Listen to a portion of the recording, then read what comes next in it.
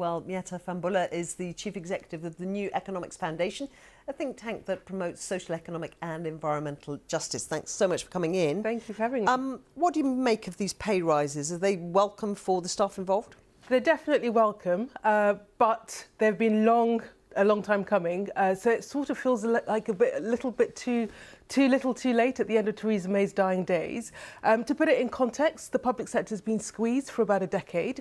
So a doctor or a nurse or a teacher that's doing a job today compared to the same job in 2010 are being paid 10% less. So above inflation pay rises, which is what the government are talking about, is a step in the right direction, but it's not enough in order to close that gap on 2010. And the big clincher in all of this is at the moment they're suggesting that the pay rises will come out of existing budgets. So you're going to increase the pay of public sector workers, but cut budgets for them to do their jobs.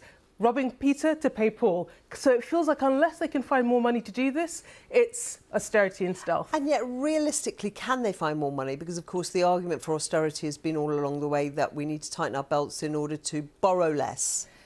In order to borrow less, but it is about choices. So when the government is thinking about how it balances the budget, how it ensures that we can basically keep on top of day-to-day spending, it has options. It could have, for example, chosen not to reduce tax for the top payers. It could have chosen not to reduce corporation tax in order to increase pay for public sector workers. It could have opted to increase taxes. That's another option open to it. So with all of these things, it's about the choices that they make.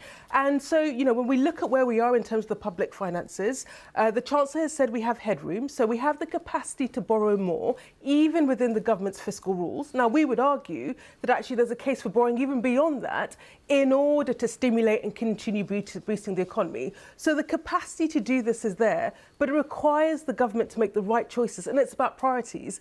And the thing that's really worrying is what we're hearing from the leadership contenders, so from Boris Johnson, from Jeremy Hunt, suggests that their priorities are a little bit off. So, you know, they're talking about tax cuts for those that are better off, when they could be talking about, for example, increasing the pay of public sector workers. I mean, I suppose they would say that, to get into the kind of political weeds a bit, they would say that they need to promote and boost enterprise, and in order that they can get the tax revenues in order to fund the public sector jobs.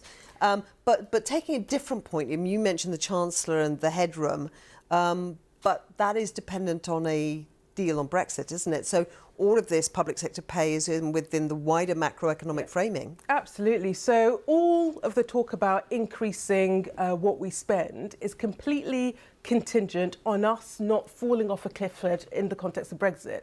Now, what's really worrying is that the OBR, the government's watchdog, the Office of Budget Responsibility, did their analysis of the risks of no deal, and they said that it's likely to tip us into recession, and it's likely to cost us something like 30 billion in the sort of coming year. So no deal is really problematic, and therefore it's hugely worrying when you have, you know, our potential future Prime Minister Boris Johnson talking about no deal in quite a cavalier way. It will impact the economy, it will give us less money to go around, and it will mean things like dealing with putting investment back into our public services, but actually big reforms of our economy that we need to do will be thrown to the wayside as we just try and mop up the mess that will come out of no deal.